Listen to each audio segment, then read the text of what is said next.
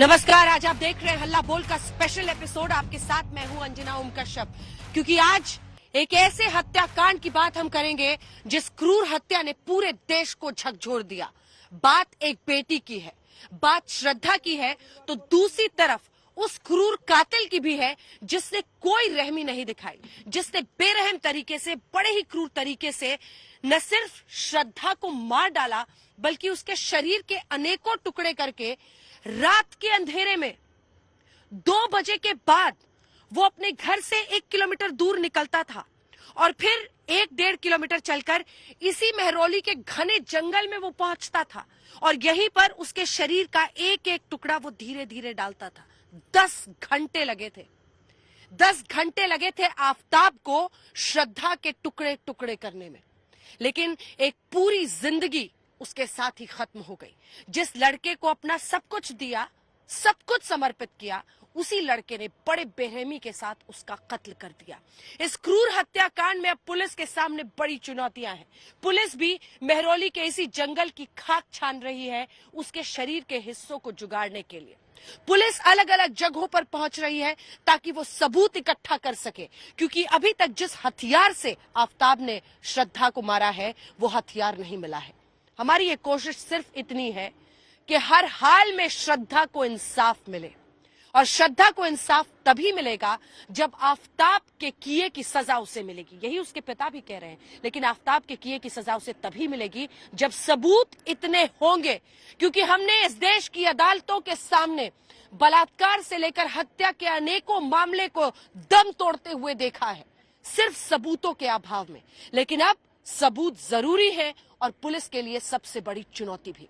इसी जगह से आज क्राइम स्पॉट से आप स्पेशल हमारा हल्ला बोल का एपिसोड देखेंगे। हमारे साथ कई खास मेहमान यहीं पर जुड़ेंगे और खास तौर पर हमारे साथ रजत शुक्ला जुड़ेंगे।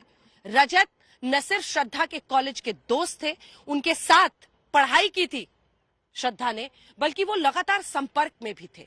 रजत आज हमें बताएंगे कि पुलिस और क्या कर सकती है ताकि सबूत इकट्ठे किए जा सके, ताकि आफताब किसी भी कीमत पर बचने ना सके।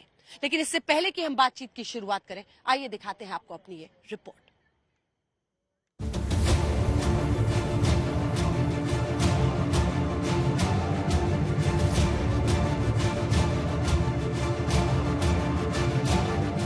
इन्हीं घने जंगलों में श्रद्धा की लाश के टुकड़े मिलेंगे और इन्हीं घने जंगलों में श्रद्धा के हत्यारे की हैवानियत के सबूत मिलेंगे। आफताब से पूछताछ के बाद दिल्ली पुलिस को यही शक है, इसलिए जांच एजेंसी लगातार 3 दिनों से दिल्ली के मेहरौली के इन जंगलों की खाक छान रही है। 15 नवंबर को पुलिस ने पहली बार जंगलों में सबूत तलाशे।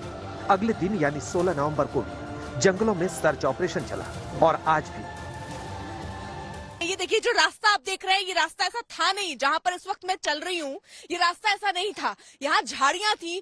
पुलिस जब पहुंची है तो बहुत सारे यहाँ झाड़ियों को साफ किया गया है ताकि पुलिस और अंदर जा सके, तफ्तीश कर सके। और उसके बाद आप देखिए, ये एक रास्ता जैसा बना जिसके माध्यम से पुलिस ने कोशिश की कि अंदर जाकर चेक किया जाए कि कहीं और पार्ट्स जो है, क्योंकि अभी तक श्रद्धा का सर बरामद नहीं हुआ।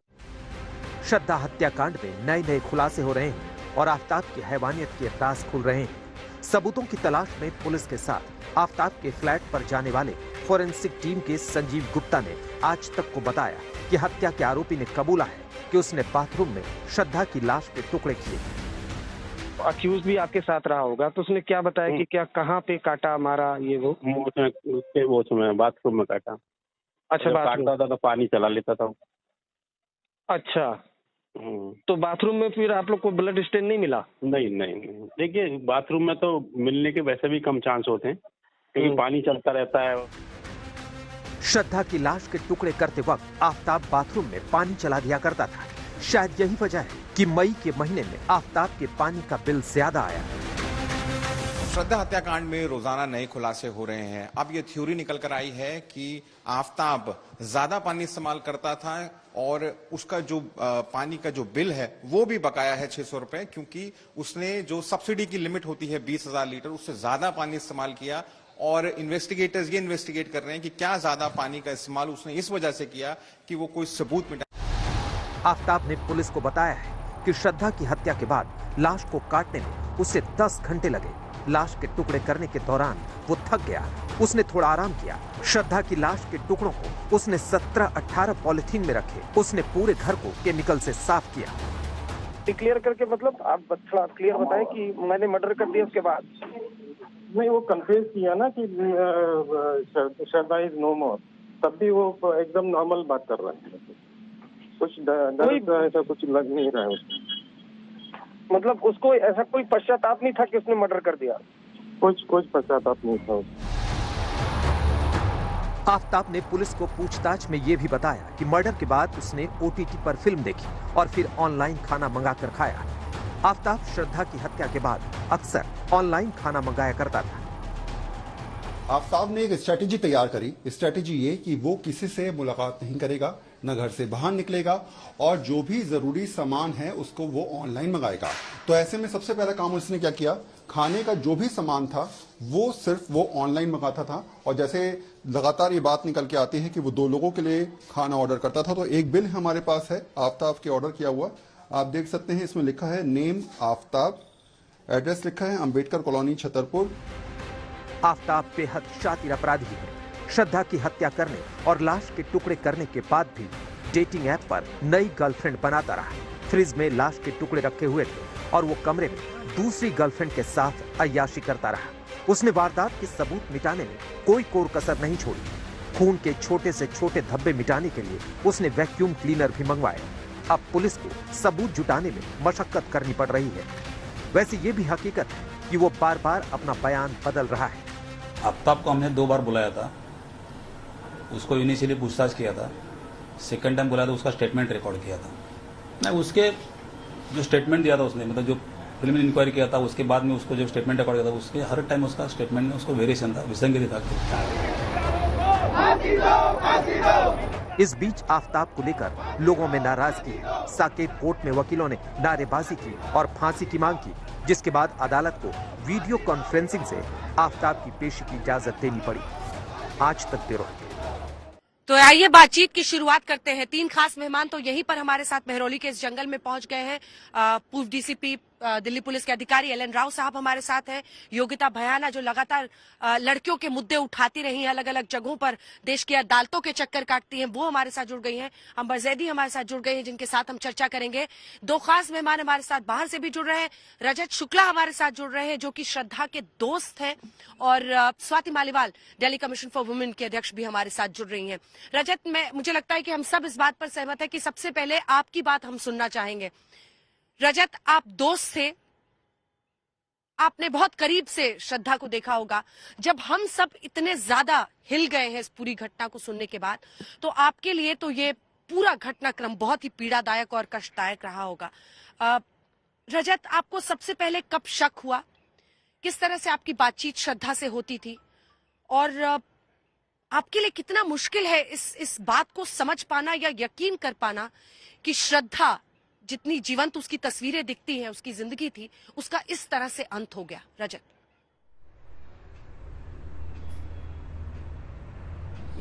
देखिए, अगर आप श्रद्धा को देखेंगे तो आप अपने आप जानेंगे कि श्रद्धा बहुत लाइवली इंसान थी, बहुत ज्यादा बोल्ड, स्ट्रांग, उसके अपने ओपिनियंस होते थे और ब्लंट थी वो। तो जिस तरीके से ये कथाएं हमको सुनाई जा रही हैं, आफताब द्वारा जो बातें बताई जा रही हैं कि शादी के लिए वो कंपेल कर रही थी, इसीलिए मजबूरन ये बेचारे आफताब ने उसे मार दिया, जिस तरीके से ये बताया जा रहा है, इस तरीके से श्रद्धा बिल्कुल थी ही नहीं। श्रद्धा का जो व्यक्तित्व है और जिस तरीके से वो मजबूरन इस इंसान के साथ रह रही थी, उसने कई बार 2019 से लेकर लगातार 2021 तक हम लोगों को कहा था, कई सारे दोस्तों से कहा था कि वो इस रिलेशनशिप में नहीं रहना चाहती है। वॉयलेंस काफी ज्यादा था, काफी अब्यूजिव था रिलेशनशिप, फिर भी वो रह रही थी। कोई एक बहुत बड़ा कारण था, हो सकता है कोई ब्लैकमेलिंग का कारण जरूर रहा होगा, जिसकी वजह से इतनी आउटस्पोकन इंसान बिल्कुल सहम सी जाती थी आफताब के प्रेजेंस में। तो आफताब का क्या वो इम्पैक्ट था, वो शायद हमारे लिए राज ही रह गया। लेकिन मुझे ऐसा लगता है कि ये जो पूरा क्राइम सीन हुआ है वो कहीं ना कहीं बयां कर देता है अपने आप से कि आफताब के इंटेंशंस क्या रहे होंगे।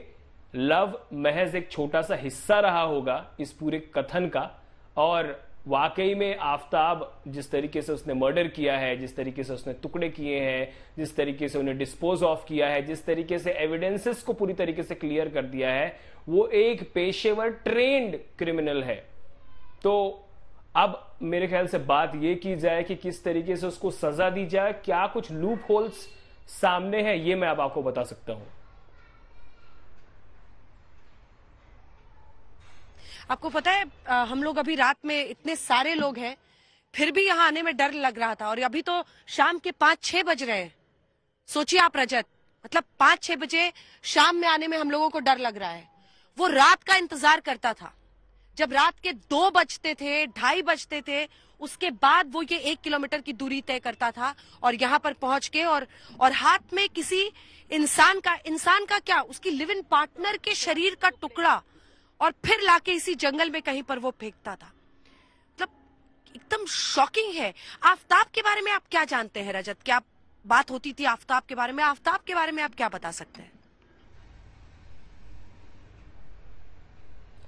शुरुआत से ही जब पहली बार आफ्ताब के बारे में 2019 में सबसे पहले बताया था श्रद्धा ने अपनी बेस्ट फ्रेंड से, जो कि हमारे कॉलेज के ही ग्रुप की ही एक लड़की थी, और उसी के बाद कुछ ही दिनों बाद वॉयलेंस की भी बात उसने उसी को बताई, और उसके कुछ ही दिनों बाद श्रद्धा ने बताया कि आफ्ताब सिगरेट के जो बर्ड्स होते हैं, जलते हुए सुलगते हुए सिगरेट के बर्ड्स श्रद्धा के पीठ पे छुआता था, झलके पड़ जाते थे, और वो झलकों को श्रद्धा ने अपनी बेस्ट फ्रेंड को दिखाया था, जिसके बाद काफी आक्रोश हो गया था दोस्तों के बीच, और दोस्तों ने जाके आफ्ताब को वार्न किया था कि हम लोग की तो चाहत ये थी कि आफ्ताब को तुरंत ही उसी वक्त जेल में डाल दिया जाए, लेकिन उस वक्त श्रद्धा ने डिसीजन लिया कि उसको एक चांस दिया जाए।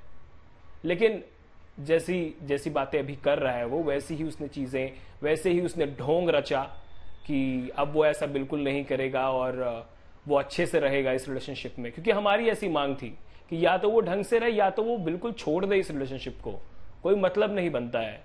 श्रद्धा ऑन दी अदर हैंड वो बहुत प्रैक्टिकल लड़की थी, हम आज तक कभी समझ नहीं पाए कि वो उसके साथ क्यों थी। इसीलिए मैंने कहा कि ब्लैकमेलिंग का एक बहुत बड़ा एंगल हो सकता है इसमें। लेकिन मैं जो आपको बात कहा था मैंने लूप होल्स का, उसके बारे में मैं प्लीज बोलना चाहता हूं, यदि आप मुझे मौका दे तो प्लीज। लूप होल्स हैं कुछ प्लीज बताइए इस केस में। प्लीज बताइए आपकी बात हम लोग सुन रहे हैं। मैं तो शॉक्ड हूँ। आप बता रहे हैं कि सिगरेट बद से वो जलाता था उसको, और उसने दोस्तों को दिखाया था, बावजूद इसके न जाने क्या हुक था जिसकी वजह से वो इस रिलेशनशिप से बाहर नहीं आ रही थी, वायलेंस के चक्र में बच्ची फंस गई थी। और जो लूप होल्स की आप बात कर रहे हैं, प्लीज अपनी बात पूरी कीजिए, क्योंकि मुझे लगता है स्वाति जी इनकी बात पूरी सुन लेते हैं, उसके बाद में फौरन आपके पास आऊंगी। बात पूरी कीजिए अपनी रजत। जी देखिए, एक चीज बहुत स्पष्ट थी कि ये लोग लिव इन रिलेशनशिप में रह रहे थे। ये लोग वसई के थे, वसई से ही बहुत पास पड़ता है नायगांव, जहां ये लोग लिव इन रिलेशनशिप में थे। तो इनका जो अब एग्रीमेंट सामने आ रहा है उसमें साफ साफ दिख रहा है कि ये दोनों ने एक दूसरे को पति पत्नी दिखाया था। पति पत्नी दिखाने के बाद उसी एग्रीमेंट में आफ्ताब के माता और पिता का भी फोटो और उनके सिग्नेचर्स और उनकी रजामंदी दिखी है। इसके अलावा आफ्ताब के माता और पिता वसई के जो उनका जो आवास था वहां से वो उठ के 15 दिन पहले, ये सभी चीजें जो बाहर अब आ रही हैं, इन्वेस्टिगेशन दिल्ली पुलिस ने किया और सभी चीजों को बाहर किया। उसके पहले आफ्ताब के पेरेंट्स अपने रेसिडेंस से कहीं जा चुके हैं, पूरा घर खाली करके जा चुके हैं। 23 साल थे उस घर में। मतलब ये बात निश्चित है कि आफ्ताब के पेरेंट्स को ये इंफॉर्मेशन थी कि आफ्ताब ने श्रद्धा का मर्डर कर दिया है। और अब ये बताइए, क्या इतना मुश्किल है आफ्ताब के जीवित पेरेंट्स को ढूंढना? अभी ये पुलिस क्या कर रही है, ये मेरे मन में सवाल है। अगर आफ्ताब के पेरेंट्स सामने आ जाते हैं तो अभी ये जो नार्को टेस्ट है, ये जो रच रहा है कहानियां, शायद बहुत आसान हो जाएगा केस अगर आफ्ताब के पेरेंट्स को ढूंढ लिया जाए। बहुत बड़ी बात आप कह रहे हैं। आप शक जी, का अंजना। दायरा जो है वो बढ़ा रहे हैं आफ्ताब के पेरेंट्स तक। आपका कहना है कि पूछताछ शुरू हुई उसके पहले ही वसई के अपने घर से उसके माता पिता निकल चुके थे, तो क्या उन्हें पहले से पता था कि श्रद्धा की हत्या कर दी गई है? यहाँ से मामला पूरी नई तरफ बढ़ सकता है जो दावे आप कर रहे हैं। एक और सवाल आपसे जिसके बाद मैं अन्य मेहमानों के पास जाऊंगी। रजत, टच में आप लोग थे, आप लोगों को वायलेंस का भी पता था, क्या था श्रद्धा के मन में? अगर एक बार कुछ मैसेजेस या कुछ टेक्स्ट आप याद करने की कोशिश करें, क्या था उसके मन में? वो जिंदगी में क्या कर रही थी, क्या करना चाहती थी, क्यों इस वायलेंस को बर्दाश्त कर रही थी? इस बारे में मतलब हमने आफ्ताब के दिमाग में जो चल रहा था वो तो आपसे पूछा, लेकिन श्रद्धा के बारे में कुछ हमें बताइए। कुछ जो आपको, अब जब उसके टेक्स्ट को आप याद करते हैं तो शायद आपको लगता हो कि कुछ ऐसी बात थी उसकी जो आज बताने लायक है।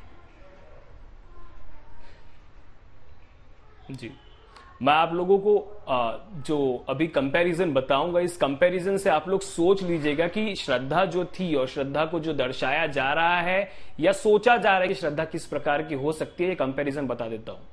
तो पहली ओर श्रद्धा बहुत ही ज्यादा बोल्ड, स्ट्रांग और एकदम आउटस्पोकन लड़की थी। उसको किसी बात का डर नहीं था, वो ब्लंट थी। उसको जो पसंद आ रहा है, जो चीज नहीं पसंद आ रहा है, वो बोलने की क्षमता रखती थी। उसको कोई मतलब जिस तरीके से पूरे देश भर में ये माहौल बनाया जा रहा है, बताया जा रहा है कि बेचारी थी, प्यार में पागल हो गई थी, ये सभी चीजें नहीं थी। श्रद्धा उस किस्म के इंसान ही नहीं थी। तो और अब श्रद्धा यहां एग्जैक्टली इस रिलेशनशिप में किस तरीके से बर्ताव कर रही थी, इसको मैं आपको बयां कर देता हूं। तो श्रद्धा यहां कहीं ना कहीं वो कुछ बात छुपा रही थी। वो बात क्या थी जिसकी वजह से वो कंट्रोल्ड दिख रही थी, वो आफ्ताब से डोमिनेटेड दिख रही थी? मुझे लगता है कोई बहुत बड़ा ब्लैकमेलिंग हो सकता है। एक मेल पार्टनर एक फीमेल पार्टनर को कई ग्राउंड्स पे ब्लैकमेल कर सकता है। वो हो सकता है कुछ प्राइवेट मोमेंट्स के बारे में, वो हो सकता है कोई डेथ थ्रेट्स उसको या उसके फैमिली के बारे में। ये कुछ पॉसिबिलिटीज है जो मुझे लगता है कि हो सकते हैं, जिसकी वजह से श्रद्धा मजबूरन बिल्कुल पूरी तरीके से वो बाहर निकलना चाहती थी। इस बारे में उसने कई बार हम लोगों के सामने कहा था, लेकिन फिर भी वो आफ्ताब के साथ ये दो कुछ मैंने बताए हैं नियर टू पॉसिबल चीजें जिसकी वजह से ये हो सकता है। और अगर शायद एंगल और अंदर निकाला जाए और अच्छी तरीके से तहकीकात किया जाए तो पता चलेगा कि कुछ ना कुछ बहुत बड़ा हुक था जिसकी वजह से, या हो सकता है कोई ब्लैकमेलिंग थी जिसकी वजह से श्रद्धा मजबूरन उसके साथ रह रही थी। रजत, आखिरी बार आपकी बात कब हुई थी श्रद्धा से? आखिरी बार मैं 2015 से 2019 तक उसके साथ संपर्क में पूरी तरीके से था। 18 तक वो ठीक ठाक बात कर रही थी, थोड़ा सा वो डल हो चुकी थी। 19 तक वो रूड हो चुकी थी। उसके बाद फिर फ्रेंड सर्कल में कुछ लोगों तक ही सीमित हो चुकी थी। वो एक उसकी बेस्ट फ्रेंड थी, एक बचपन का फ्रेंड था, उसके अलावा फैमिली में अपनी मम्मी और सिर्फ अपने भाई के साथ वो टच में थी। और आफ्ताब, ऑफ कोर्स आफ्ताब ने उसकी लाइफ को इतना लिमिटेड कर दिया था। बाकी सभी लोग हम एक दूसरे के बारे में जान जरूर रहे थे, लेकिन श्रद्धा की लाइफ को इतना लिमिटेड कर दिया था आफ्ताब ने कि श्रद्धा का किसी से कम्युनिकेशन सही से नहीं हो पा रहा था। ठीक है, आप बने रहिए रजत हमारे साथ। अन्य मेहमान भी हमारे साथ यहाँ पर जुड़े हुए हैं, इन सबसे चर्चा करेंगे। स्वाति मालीवाल जी, दिल्ली कमीशन फॉर वुमेन क्या कर रही है इस पूरे इशू को, किस तरह से आप देख रहे हैं? सबसे बड़ी चुनौती तो अब यही है कि आफ्ताब को हर हाल में सजा हो, अगर वो दोषी है तो। क्योंकि देखिए ना, हमने देखा है हाल ही में बलात्कार का, गैंग रेप का मामला, बच्ची की जान चली गई, सुप्रीम कोर्ट में जाकर इन्वेस्टिगेशन और सबूतों की कमी की वजह से जो एलेज्ड रेपिस्ट थे उन्हें रिहा कर दिया गया। हर किसी का दिल टूटा, लेकिन कोई कुछ नहीं कर पाया।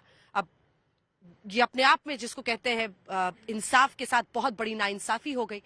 इस मामले में अब सबकी उम्मीद यही है कि हर हाल में अगर दोषी है तो सजा मिले, और इसके लिए सबूत और इन्वेस्टिगेशन सही हो, ये जरूरी है। जी बिल्कुल, मैं मानती हूँ अंजना जी। सबसे पहले तो ये कहना चाहूंगी कि 7 साल हो गए मेरे को दिल्ली महिला आयोग में। ये अब तक का मेरे टेन्योर का सबसे डराने वाला और दिल दहलाने वाला इंसिडेंट है, केस है।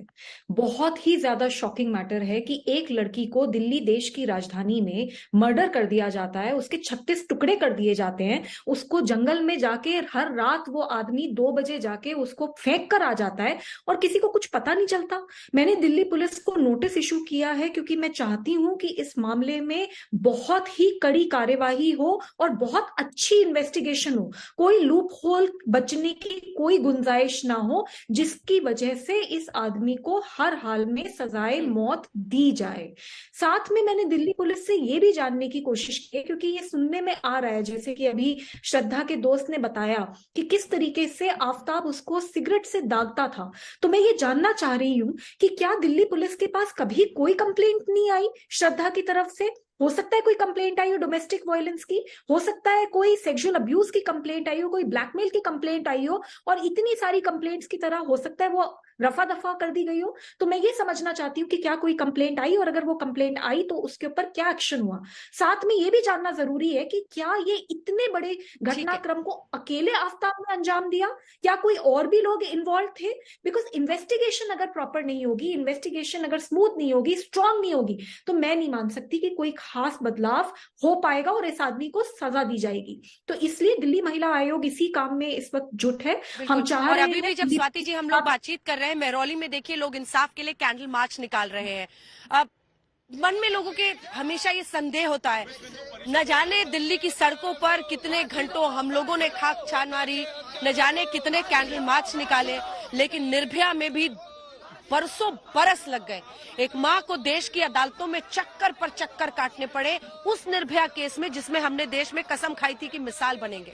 इसीलिए आज लोगों के मन में यही सवाल आता है, आप किसी गली चौराहे चौक दफ्तर पहुंच जाइए, लोग यही चर्चा करें इंसाफ मिलेगा या नहीं, सबूत काफी होंगे या नहीं। और इसीलिए जब न्याय व्यवस्था आपको न्याय के लिए ही दशकों तक इंतजार कराए, तो लोगों में एक ऐसी भावना आती है कि हम आखिर इस देश की अदालतों की तरफ जब इंसाफ के लिए आस के साथ देखते हैं, पुलिस की तरफ देखते हैं, तो फिर इंसाफ आने में इतनी देरी क्यों लगती है। और इसीलिए शायद एक बार फिर इंसाफ की लौ हाथ में लिए कैंडल मार्च पर लोग निकले हैं। यहाँ पर कई खास मेहमान हमारे साथ मौजूद है, जल्दी से उनसे एक एक कमेंट ले लेते हैं। राव साहब, देखिए पुलिस पर बहुत बड़ी चुनौती है, 6 महीने बीत गए हैं, इस जंगल में हम लोग मौजूद हैं, यहाँ से वहां खाक छान मार रहे हैं, यहाँ से लेकर वहां तक, मतलब बहुत बड़ा ये पूरा समूह है। ऐसे में कैसे सबूत इकट्ठा होंगे? बॉडी का कुछ तो हिस्सा मिलना चाहिए, हथियार कितना क्रूशियल है, क्या सर्कमस्टेंशियल एविडेंस पे सजा होगी आफताब को, इंसाफ मिलेगा यानी? मेरा बेसिक सवाल है।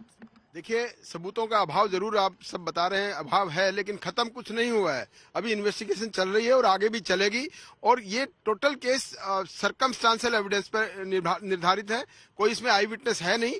और इन हालात में circumstantial evidence plus scientific evidence जो होगी, अभी आप देखिए डीएनए टेस्ट होगा, जो 18 हड्डियां अभी तक मिली है उनका डीएनए सैंपल किया जाएगा, ब्लड जो मिला है उसका होगा, और उसके अलावा जो और कोई चेन ऑफ सर्कमस्टांसेस जैसे फ्रिज का खरीदना, आरी का खरीदना, उन दोनों के दुकानदारों के स्टेटमेंट्स हैं, जो श्रद्धा के जो दोस्त हैं उनके स्टेटमेंट्स हैं कि उसको थ्रेट आती थी या उसको परेशान करता था या उसने कई बार कहा था कि मेरे को जान का खतरा है, ये सभी चीजें हैं। और उसके बाई नाम, और दूसरा उसके बाद मिसिंग के बाद, उसके मरने के बाद 6 दिन के बाद या 7 दिन के बाद उसने उसके अकाउंट से अपने अकाउंट में ट्रांसफर किया पैसा जो ट्रांसफर किया, वो ये एक बहुत अच्छे सबूत हैं इनको। और इन सबूतों के आधार पर जब केस ट्रायल में जाएगा तो एक प्रिजम्पशन भी होती है, जज भी जो ट्रायल करेगा वो प्रिज्यूम करेगा इन हालात में यही हो सकता है, पुलिस के हाथ भी बंधे हुए हैं, सर्कमस्टांसेस भी तो बताए जाएंगे ना। योगिता जी, आपने बहुत सारे केसेस देखे हैं, और हाल ही में जो दिल्ली का ये कांड हुआ जिसमें अलेज्ड रेपिस्ट को छोड़ दिया गया, इंसाफ होगा इसमें, क्या लगता है? मुझे तो उम्मीद कम है, क्योंकि देखिए वहाँ 3 दिन बाद शरीर मिला उस बच्ची का, और पूरा उसमें जांच हुई, लड़के खुद उस बॉडी तक लेके गए और उसमें खुद सारा एविडेंस था। उसके बावजूद भी आपने देखा 11 साल बाद उसको क्या न्याय, तो मैं नहीं बोलूंगी, अन्याय हो गया उस बच्ची के परिवार के साथ, उस बच्ची के साथ और देश की अन्य महिलाओं के साथ। अब यहाँ पर इतना मुश्किल है एविडेंस जुटाना, और हमारा तो न्याय प्रणाली से थोड़ा सा विश्वास टूट गया है जब से वो छावला का जजमेंट आया है। सर अभी भी होपफुल है सर्कमस्टेंशियल एविडेंस के हिसाब से, पर मुझे ये जानना है कि 2 बच्चियों में इतना भेदभाव क्यों? जब निर्भया में, हालांकि मैं आप और हमने तो उनकी स्ट्रगल देखी है, आशा जी की, उन्होंने बहुत स्ट्रगल से अपनी बच्ची को इंसाफ दिलाया है, उसमें पूरा देश, पूरा विश्व उनके साथ था। पर व्हाट अबाउट अदर्स? यहाँ पर अगर मान लो सबूत नहीं मिलते तो क्या ये आरोपी बरी हो जाएगा? क्या मतलब न्याय मिलेगा? मुझे तो अभी भी इसमें संदेह है, क्योंकि जिस तरह से अभी चल रहा है, क्या मिलेगा? 6 महीने हो गए इस बात को, मुझे तो पता नहीं क्या उसमें। नो डाउट ये डिलेड इन्वेस्टिगेशन, मतलब ये है कि मर्डर का केस के 6 महीने बाद डेफिनेटली। निर्भया में भी अगर आपको याद हो तो बस तो उसने धो दी थी, लेकिन जो सीढ़ियों पर पतली चिप्पियां एल्यूमिनियम की रहती हैं, उसके अंदर खून का कतरा मिल गया था। के अंदर के इंटीरियर पार्ट्स में ब्लड मिला है, और वो ब्लड भले ही वो बहुत पुराना हो गया है, प्यूरिफाई होने के चांसेस हैं, लेकिन ब्लड जब सूख जाता है उसके बाद दोबारा से उसको यूज किया जा सकता है डीएनए के लिए। तो मुझे पूरी उम्मीद है, मैं आशावादी हूं, और डेफिनेटली इसमें एविडेंस मिलेगी। अब एविडेंस मिलने के बाद में जैसा भी होगा आगे ट्रायल की बात है। और मैं इसमें सबसे इंपॉर्टेंट बात है इन्वेस्टिगेशन के स्किल, कितनी अच्छी से इन्वेस्टिगेशन करते हैं। इन्वेस्टिगेशन पे बहुत कुछ डिपेंड करता है। जैसे छावला वाले केस में कई बार ये आया कि इन्वेस्टिगेशन ठीक नहीं हुई, लेकिन यहाँ पर अगर सुपरवाइजरी ऑफिसर्स अच्छे से उसको सुपरवाइज कर रहे हैं, इन्वेस्टिगेटर्स एज डिटेक्टिव जो अच्छी इन्वेस्टिगेशन करने वाले हैं, जो एविडेंस की वैल्यू समझते हैं, physical evidence, direct evidence, indirect evidence और साइंटिफिक एविडेंस, ये 3 प्रकार की एविडेंस होती है। यानी कि डायरेक्ट एविडेंस जो स्टेटमेंट के साथ में, जो कई लोगों की स्टेटमेंट इसमें होंगी, इनडायरेक्ट एविडेंस है जो सर्कमस्टांशियल एविडेंस है, उसके बाद सर्कमस्टांशियल एविडेंस के बाद जो scientific investigation, forensic science laboratory की। यहाँ पे तो आप जब बताते हैं ना तो सब बड़ा सिंपल लगता है। मुझे तो लग रहा है कि यहीं पे केस सॉल्व हो जाएगा, लेकिन एक सेकंड सर, एक सेकंड, इसमें बहुत ही बारीकी से इसको मेहनत करके ये करनी होगी। मैं एक लास्ट पॉइंट, जब आपने अभी एक बहुत अच्छा सवाल पूछा कि क्यों वो बच्ची इस रिलेशनशिप में थी, क्योंकि ये लिव इन रिलेशनशिप है जिसको आज भी हमारी सोसाइटी एक्सेप्ट नहीं करती है। हमें ये बात जान लेनी चाहिए, live in relationship is a truth, and the sooner we accept this, the laws we make around, वो मुझे लगता है वो जरूरी है। क्योंकि वो पुलिस स्टेशन जाने की हिम्मत कैसे करती, उसको वहां जज किया जाता, वहां पे उसको एग्जैक्टली माय पॉइंट। वही तो मैं अभी उसके घर पे गई थी, और अपने दर्शकों को भी बता दूं जल्दी, बहुत ही कंजर्वेटिव एक गली है वो छतरपुर में, और जो आसपास का इलाका है वो बहुत ही कंजर्वेटिव इलाका है, और इसीलिए जाके ऐसा साफ लगता है कि, और मैंने वहां पे आसपास कई लोगों से बात की, सिर्फ उस पूरे इलाके में एक आदमी है जो ये कहता है कि मैंने उसे देखा था। कोई मानने को तैयार नहीं कि उसने उस एरिया में उसे देखा भी था, क्योंकि वो इतना छुप के रहते होंगे। झूठ बोला उन्होंने घर लेते समय कि हम हस्बैंड वाइफ हैं, अपने पेपर्स भी दिए, अपने आईडी कार्ड्स भी दिए उन्होंने। आ रही हूँ, लेकिन ऐसे मामलों में पुलिस कितनी सतर्क है इस तरह के कंप्लेंट्स को लेकर, कितनी सेंसिटिव है, ये भी एक इशू है जो इसमें डिस्कस होना चाहिए। अगर लिव इन रिलेशनशिप में कोई है तो उसकी सेफ्टी का इशू आप किस तरह से देख रही हैं? देखिए अंजना जी, अगर हम लिव इन या फिर हम जो डेटिंग वेबसाइट्स का इस्तेमाल करने की बात करें तो 3 करोड़ से ज्यादा लोग आज हमारे देश में, जिसमें से 3 करोड़ में से 66% लड़के और 33% लड़कियां डेटिंग वेबसाइट का इस्तेमाल कर रहे हैं। ऐसे में भारत की अगर हम संस्कृति की बात करें तो यहाँ पर अगर कोई एक रुमाल या दुपट्टा या कपड़ा भी खरीदता है तो उसकी क्वालिटी चेक करता है कि हाँ ये वर्थ है कि नहीं है, अच्छा चलेगा नहीं चलेगा, इसका रंग तो नहीं जाएगा। तो ऐसे में जब हम देख रहे हैं कि हमारे देश में इतनी तेजी से वेस्टर्नाइजेशन हो रहा है, इन सारी चीजों की तरफ युवा बढ़ रहे हैं, तो हमें खासतौर से मैं लड़कियों के लिए बात कहना चाहती हूँ कि आप अगर किसी के साथ लिव इन में भी जाते हैं, आपका ये संवैधानिक अधिकार है कि आप किसके साथ रहना चाहते हैं, आप शादी कर रहे हैं नहीं कर रहे हैं या इंडिविजुअल की चॉइस है, लेकिन आप पहले उसको जांच लें, परख लें, और किस तरह का वो इंसान है, कैसी बैकग्राउंड से आता है, उसका टेम्परामेंट कैसा है, वो आपके साथ मैच करता है नहीं करता है। तो ये सारी चीजें बहुत अहम है। और फिर जब हम आते हैं, जब इंटरफेथ मैरिजेस या इंटरफेथ रिलेशनशिप्स की बात आती है तो बहुत सारी चीजें ऐसी होती हैं जो अलग अलग चीजें होती है, तो ऐसे में और एक बढ़ जाता है। और साथ ही सोशल जो टैबूज होते हैं जो कि लिव इन रिलेशनशिप को लेकर होते हैं, जैसे कि श्रद्धा के केस में भी आया है, तो हमारे यहाँ सोसाइटी में ये सारी चीजें एक्सेप्टेड नहीं होती हैं। पुलिस भी ना कि सिर्फ इस तरह के केसेस में कि लिव इन रिलेशन का, इनफैक्ट रेप केसेस में जब महिलाएं पुलिस में जाती हैं कंप्लेंट के लिए तो उनको बहुत सारे प्रेजुडिस का सामना करना पड़ता है। तो महिलाओं को लेकर जो समस्याएं हैं वो पुलिस से लेकर जो जुडिशियल रिफॉर्म्स है उनकी बहुत ज्यादा रिक्वायरमेंट है, क्योंकि हमारा जो पूरा ये न्यायिक व्यवस्था है ये बहुत ज्यादा लचर है। हम बार बार केसेस में ये देखते रहते हैं और हमें यही आकर हम रुक जाते हैं कि हमें एक्टिविज्म, सोशल से ज्यादा जुडिशियल एक्टिविज्म की जरूरत है। जो बदलाव हमें करने हैं इस न्यायिक व्यवस्था को ठीक करने के लिए, वो बहुत ज्यादा सेंसिटिविटी हो। अगर लिव इन रिलेशनशिप से एक सच्चाई है आज के जमाने की, तो उसमें हम कैसे लड़कियों को सुरक्षित रख पाए, घर की दीवारों के अंदर वो डरे सहमे नहीं। रजत, आपको लगता है कि अगर रीच आउट किया होता, क्योंकि ऐसी खबरें भी आई कि ये उसका पहला नहीं था, शायद दूसरी बार अटेम्प्ट था जान लेने का, अगर वो रीच आउट करती तो शायद बच सकती थी श्रद्धा की जान? बिल्कुल बच सकती थी, लेकिन वो क्यों रुकी पड़ी थी, ये मेरे ख्याल से कहीं ना कहीं उसकी मजबूरी थी, जिसकी वजह से इतना बड़ा जो भी हादसा है वो हो गया। क्योंकि ऐसे कोई भी कह देता है कि मैं तुझे मार दूंगा, पर वाकई कोई मार नहीं देता है, लेकिन कहीं शायद कोई बहुत स्ट्रांग कन्विक्शन रहा होगा, या कुछ तो श्रद्धा ने देखा होगा जिससे उसको लगा था एक बार, और इसीलिए उसने बुलाया था दोस्त को, कहा कि प्लीज मुझे रेस्क्यू करो, नहीं तो हो सकता है कि आज मुझे मार दिया जाएगा। श्रद्धा ने अपने बचपन के फ्रेंड को एक बार रात को मैसेज करके इस तरीके से अपने आप को रेस्क्यू करवाया भी था, लेकिन फिर भी श्रद्धा उसके साथ रहती गई। तो ये जो पहेली है, मेरे ख्याल से इसको सुलझाना भी एक बहुत बड़ा टास्क है कि क्यों श्रद्धा रह रही थी इस इंसान के साथ में। और उसके अलावा मेरी मांग है कि मुंबई पुलिस कैसे न कैसे जल्द से जल्द आफ्ताब के पेरेंट्स को ढूंढे, क्योंकि ये एक चीज है जो इग्नोर किया जा रहा है कहीं ना कहीं, और इस चीज के ऊपर जल्द से जल्द अगर कार्रवाई हो जाए तो मेरे ख्याल से इस केस को बहुत आसान कर दिया जाएगा, बहुत आसान हो जाएगा। जी अंजना।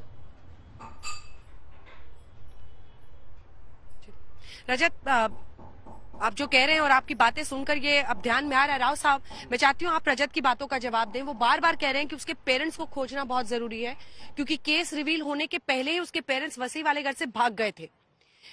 ये सवाल अगर आपको याद हो तो मैंने भी आपसे उस घर से निकल के पूछा था कि क्या कोई उसका साथ दिया हो सकता है, क्योंकि अकेले इस तरह से सब कुछ करना थोड़ा सा कई बार लगता है। फ्रिज खरीदना, फ्रिज को सीढ़ियों से हो सकता है कंपनी वाले ले गए हो, पहुंचा दिए हो, लेकिन उसके बाद उसने सब कुछ अपने से किया, अकेले किया, या फिर उसने शेयर किया किसी के साथ। क्या परिवार का भी कोई कनेक्शन हो सकता है? ऐसा शक रजत उनकी दोस्त जो है वो जाहिर कर रहे हैं। इस पर आपका क्या कहना है? कोई कंड्यूट उनका हो सकता है क्या? ये देखिए, जहां तक मर्डर करने का सवाल है, अभी तक की इन्वेस्टिगेशन के बारे में बता रहा हूँ, तब तक तो यही है कि मर्डर तो इसने अकेले ने किया है, लेकिन मर्डर करने के बाद वो बात किसी से साझा की या नहीं की, ये हो सकता है उसके पेरेंट्स को कुछ डाउट होगा कि इसने कुछ गड़बड़ किया है। तो वो अगर उन्होंने उनके पेरेंट्स के साथ साझा किया है और वो अगर स्टेटमेंट देते हैं तो that is called extra judicial confession, that is also very strong evidence against him. लेकिन वो उसके घर वाले हैं, वो क्या तो भागे हुए फरार है, उन तक पहुंच ढूंढना जरूरी है। बिल्कुल आपने सही कहा, उसको ढूंढना जरूरी है। ये दूसरे एक और इम्पोर्टेंट जो एविडेंस की बात आप कर रहे हो, जैसे कि घर में किसी ने आते हुए जाते देखा, लास्ट सीन थ्योरी, जिस केस में डेड बॉडी नहीं मिलती है तो उसमें लास्ट आखिरी बार किस आदमी के साथ देखा गया है, इसमें किसी ने देखा होगा उसके साथ। एक सेकंड, सीसीटीवी फुटेज तक नहीं है, क्योंकि 6 महीने का बैकअप नहीं होता है। अब समझिए ना सर, 6 महीने पहले की बात है। इसके अलावा भी तो बहुत कुछ है ना। कॉल डिटेल रिकॉर्ड्स, उस दिन के कॉल डिटेल, उसका फोन और आफ्ताब का फोन, ये दोनों एक ही लोकेशन पे अगर है, that is also very good circumstantial and connecting evidence. तो ये सब चीजें मिलाकर है ऐसा दम इसमें, ऐसा नहीं है। लेकिन वो लास्ट सीन थ्योरी के आधार पे बहुत से केसेज हैं जो बिना किसी डेड बॉडी के भी सजा हुए हैं। तो ये बड़ी बिना किसी डेड बॉडी की सजा हुई है, बिल्कुल है। वो जो थ्योरी में बता रहा हूँ, that is a very important theory in A murder case, कि आखिरी बार उस मृतक को किसके साथ देखा गया है। onus is to him to prove that last scene. Yes, last दिन में उस पे onus है कि उसने मर्डर नहीं किया उसका। तो ये वो साबित वो करेगा। इसमें उसको पुलिस को अगर ये साबित करना है पुलिस को कि उसकी संगत में वो लड़की थी आखिरी में मरने से पहले, बस इतना, फिर उसके बाद ऑनस उस पर चला जाएगा कि उसने मर्डर नहीं किया। ये एक बहुत बड़ा एविडेंसरी वैल्यू है। और उसके बाद हमारे कानून के संविधान में प्रिजम्पशन का कुछ है, और एक जो दफा 27 एविडेंस एक्ट के तहत जो रिकवरी हुई है, अगर ये कनेक्ट हो जाती है डीएनए से, उसके डीएनए में, तो ये 100% ये हो जाएगा कि मर्डर उसने किया है। और वो ये हड्डियां उसने फेंकी है यहाँ पर, उसके इंस्टांस पे इतने घने जंगल में हड्डियां मिलना बहुत बड़ी बात है। 6 महीने बाद अगर ये मिलती है तो ये पुलिस की बहुत बड़ी कामयाबी है। अगर ये ढूंढ लेते हैं 18 हड्डियां में से कुछ भी हड्डियां एक दो अगर किसी और की हैं तो डेफिनेटली उसकी जरूर मिलेंगी श्रद्धा की हड्डियां। अच्छा, मुझे ये बताइए कि कई लोग ये, जैसे रजत ने भी बोला अभी, कि उनको लग रहा है कि जिस तरह से उसने ये सब कुछ किया है वो मतलब यकीन करना मुश्किल है कि किसी का फर्स्ट टाइम क्राइम हो सकता है। शरीर को काटना 10-15 घंटे लगे, हाथ में चोट लगी, डॉक्टर से इलाज कराया, डॉक्टर अब सब बयान दे रहे हैं, वो डॉक्टर बयान दे रहे हैं। उसके क्राइम वाला जो उसका दिमाग था, इसके बारे में आपका जल्दी से कमेंट। देखिए, क्राइम एक मेंसरिया जिसे कहते हैं, मेंटल जो उसकी स्थिति क्या है कि क्राइम करने की उसको जरूरत क्यों पड़ी वो देखना पड़ेगा। यहाँ पे मोटिव एस्टेब्लिश होना भी बहुत जरूरी है। ये मोटिव भी प्रूव करना है, ये क्राइम क्यों किया गया उसने। तो वो मोटिव जैसे कि उसके साथ में पुलिस को मिसलीड कर रहा है, कभी कहता है कि मुझसे कह रही थी, जिद कर रही थी कि शादी करो। इसीलिए पुलिस ने नार्को टेस्ट के लिए रिक्वेस्ट मांगी है। नार्को टेस्ट वो कभी झूठ, ये इसीलिए अगर वो एक इंस्ट्रूमेंट है, एक प्रकार से साधन है इन्वेस्टिगेशन का, नार्को टेस्ट की रिपोर्ट के बाद पुलिस को ये मालूम होगा कि ये जो बोल रहा है झूठ बोल रहा है। और क्योंकि नार्को टेस्ट में जितनी बातें होंगी वो सारी आएंगी, वो कभी काफी सत्य मानी जाती हैं। और वो उसकी स्टेटमेंट से अगर मैच नहीं करेंगे तो फिर उसको री इंटरोगेट किया जाएगा कि तुम झूठ बोल रहे हो। उसके बाद हो सकता है फिर वो बात। फ्रेंड्स भी तो बताते थे कि वो रेगुलर उसको टॉर्चर करता था। वो उसने पुलिस तक रीच आउट करने की भी कोशिश की थी पास्ट में। उसने शायद 100 नंबर भी डायल किया था प्रीवियसली, जो हमें पता चला है। तो वो सारे रिकॉर्ड्स को भी इनको लेना पड़ेगा कि उन्होंने, वो पहले से ही she was suffering and he is not a first time this thing offender, he was a serial offender. तो वो सब उसकी हिस्ट्री। क्राइम ने आपको कितना शॉक किया? बहुत ज्यादा। आई मीन हम तो टोटली पहले से ही डिसहार्टेंड थे, बिकॉज जो छावला केस में हुआ उसके बाद ये खबर आना तो it's like nail in the coffin जो आप बोलते हैं ना, वही हुआ हमारे साथ। कि कहाँ तो हम बच्चियों को इंसाफ दिलाने की लड़ाई लड़ रहे हैं और उसमें जब ऐसे विभत्स क्राइम आते हैं तो दिल पूरा कचोट जाता है कि दिल्ली जैसे शहर में हम भी आसपास ही रहते हैं, तो मतलब ये सेंटर ऑफ द सिटी में इतना बड़ा क्राइम को अंजाम दे देता है, तो कहाँ आप और हम कहाँ सेफ फील करेंगे? कौन सेफ फील करेगा? इस दिल्ली में लगातार ऐसे क्राइम बढ़ते जा रहे हैं और दिल्ली क्या पूरे देश की बात है, पर दिल्ली में जब ऐसा होता है तो ये बहुत ही रॉन्ग मैसेज है अपने आप में। एक बात मैं यहाँ पर अहम लड़कियों के लिए कहना चाहती हूँ, क्योंकि वो जो आफ्ताब था वो लगातार उसके साथ मिसबिहेव करता था, उसको मारता पीटता था, उसको सिगरेट बट से भी जलाता था, अलग अलग तरह के साथ उसको मारता पीटता था। तो ऐसे में मैं महिलाओं से एक बात कहना चाहती हूँ कि अगर इस तरह की चीज आपको रिलेशनशिप में डिसरिस्पेक्ट मिलना शुरू हो जाए तो आप ऐसे इंसान के साथ बिल्कुल मत रहिए। हमारे समाज में जो लड़कियों को कॉम्प्रोमाइज करना सिखाता है तो उसकी वजह से कहीं ना कहीं इस स्तर पर पहुंच जाती है कि लड़कियां कॉम्प्रोमाइज करने के चक्कर में अक्सर उनके साथ इस तरह की घटनाएं होती हैं। आप जब भी इस तरह की सिचुएशन हो तो आप उस रिलेशनशिप से, उस जगह से निकल जाएं। आपकी जिंदगी से बढ़कर कुछ भी नहीं है। तो ये महिलाओं को बहुत जरूरी है। हिंसा का चक्र जो है उसको तोड़ना बहुत जरूरी है। वायलेंस को अगर आपने बढ़ावा दिया तो आप एक तरह से मतलब रोका तो आप उस मतलब झेला, वायलेंस के बावजूद आप झेला तो आप उसको बढ़ावा दे रहे हैं। मतलब आप माध्यम से एक चीज बताना चाहूंगा कि बच्चों के लिए, हमारे देश की बच्चों के लिए जरा सी ऐसी कोई बात होती है उसको आप शेयरिंग करिए, अपने दोस्तों से बताइए, अपने जो सहेलियां उनको बताइए, अपने पेरेंट्स को बताइए, रिलेटिव्स को बताइए, ईमेल करिए, बहुत साधन है उसको बताने के, उसका बहुत इम्पैक्ट पड़ेगा। और मैं ये समझता हूँ इस केस में अगर श्रद्धा ने ये बातें सब कुछ शेयर की होती पहले से कि मेरे साथ ये अत्याचार हो रहा है, इवन माँ बाप ने भले उसको बहुत ज्यादा नहीं उसको डिसोन कर दिया था, लेकिन फिर भी अगर ये अपनी बड़ी क्लोज सहेली से बताती मेरे साथ ये प्रॉब्लम अपनी कि उसके मन में क्या चल रहा है, तो हो सकता है ये आज जिंदा होती। आपने बताया था, एक सेकंड, हाँ, मैं आ रही हूँ, एक सेकंड। रजत, अभी आप बता रहे थे कि उसने अपनी फीमेल फ्रेंड्स को वो सिगरेट बट के जो बर्न्स थे वो दिखाए थे, सिगरेट से वो जलाता था, और क्या बताया था उसने? कुछ अगर आप याद करके हमें बता सके, आफ्ताब के कैरेक्टर के बारे में जो कुछ आपको याद आता हो उन बातों के जरिए, क्योंकि आपने बताया 18-19 तक आप टच में थे। जी जी, नहीं, उसके बाद भी मुझे इंफॉर्मेशन सभी कुछ मिल रहा था कि एग्जैक्टली आफ्ताब कैसा है, आफ्ताब किस तरीके से चेंज मतलब उसका दिख के आ रहा है। क्योंकि शुरुआत में आफ्ताब प्रिटेंड करता था कि वो बहुत सेंसिटिव इंसान है, सोशल इश्यूज को लेकर उसका बड़ा कंसर्न है, वो बहुत अच्छा दिख के आता था सभी के सामने, ऐसा वो प्रिटेंड करता था। खैर, हम दोस्तों को तो उससे थोड़ी नेगेटिव वाइब्स पहले से ही आती थी। हमने उसको कहा था, श्रद्धा को कहा था कि तुमको इसके साथ नहीं रहना चाहिए, उसके बावजूद श्रद्धा रह रही थी। मैं शुरुआत से जो एक बात कह रहा हूं, इसको प्लीज थोड़ी संजीदगी से लिया जाए। ये कोई नॉर्मल ब्रेकअप नहीं है, ना कि मैं आपको अगर सुपरलेटिव फॉर्म में बताऊं कोई नॉर्मल मर्डर भी नहीं है। आफ्ताब एक मेल और श्रद्धा एक फीमेल, श्रद्धा एक बहुत आम इंसान थी, और आफ्ताब एक बहुत बड़ा क्रिमिनल हो सकता है अगर तहकीकात किया जाए कि आफ्ताब इसके पहले उसने क्या किसी लड़की को डेट किया है, और रिकॉर्ड्स ढूंढे जाएं कि क्या ऐसे इस तरीके के संगीन क्राइम में क्या कहीं छोटा मोटा हिस्सा रहा होगा या नहीं उसका। क्योंकि काफी पॉसिबल है कि ये वाला केस में वो पकड़ा गया है, हो सकता है कि जिस तरीके से वो निश्चिंत उस घर में रह रहा था, जिस तरीके से निश्चिंत तरीके से वो खाना मंगा रहा था, जिस तरीके से बिल्कुल निश्चिंत बल्कि प्रोएक्टिव तरीके से वो और लड़कियों को डेट कर रहा था, इससे लगता है कि वो एक मिशन के तहत ये चीजें कर रहा है और बहुत गजब तरह की शायद ट्रेनिंग उसको मिली है। हो सकता है वो कोई एक टेररिस्ट ऑर्गेनाइजेशन से जुड़ा हुआ है जो लगातार के टुकड़े करना, टुकड़ों को प्लास्टिक में डालना, फ्रिज में रखना, फ्रिज के साथ उस घर में रहना, उस घर में अन्य लड़कियों को बुलाना कल्पना के परे है। मुझे लगता है 2-3 बड़ी बातें हैं। अब अंत हो रहा है इस कार्यक्रम का, जल्दी से आपकी बात। मैं अंजना जी ये कहना चाहती हूँ कि जब भी महिलाओं के साथ मारपीट या इस तरह की घटनाएं होती हैं, महिलाएं किसी और से शेयर करती हैं, तो वो महिलाओं को ही जज किया जाता है कि ये इसी ने उकसाया होगा, इसकी कोई गलती होगी। तो ये सारी चीजें होती हैं, तो हमें बहुत जरूरी है कि हम उनको सुने और उनकी सुरक्षा को मद्देनजर रखते हुए उनकी बात को ज्यादा। टाइम हमें इतनी की इजाजत देता है, लेकिन 2-3 बड़ी बातें हैं। देखिए, हम सबको डर लगता है, हम किसी की बेटी अगर दूसरे शहर में रहती है कैसे सावधानियां बरतनी है। उन सिग्नल्स को, उन साइंस को समझिए कि क्या बच्चे के साथ रिश्ते में कोई कुछ गलत कर रहा है। हिंसा को पहचानना बहुत जरूरी है। इस देश में मेंटल हेल्थ की बातें नहीं होती हैं, लेकिन छोड़िए श्रद्धा के माता पिता को, अगर आफ्ताब के माता पिता भी वक्त रहते जाग गए होते, अगर उन्हें तो पता होगा ही कि उनका बेटा किस तरह का, अगर सिगरेट से वो किसी दूसरी बच्ची का हाथ जला रहा है, उन्होंने अगर कुछ किया होता तो आज इस हश्र पर पहुंचने से वो रोक सकते थे। इधर श्रद्धा के माता पिता को सतर्क होना चाहिए था। और ऐसी तमाम बच्चियों के लिए बस इतना ही संदेश है कि हिंसा को स्वीकारने की कोई वजह आपके पास नहीं होनी चाहिए।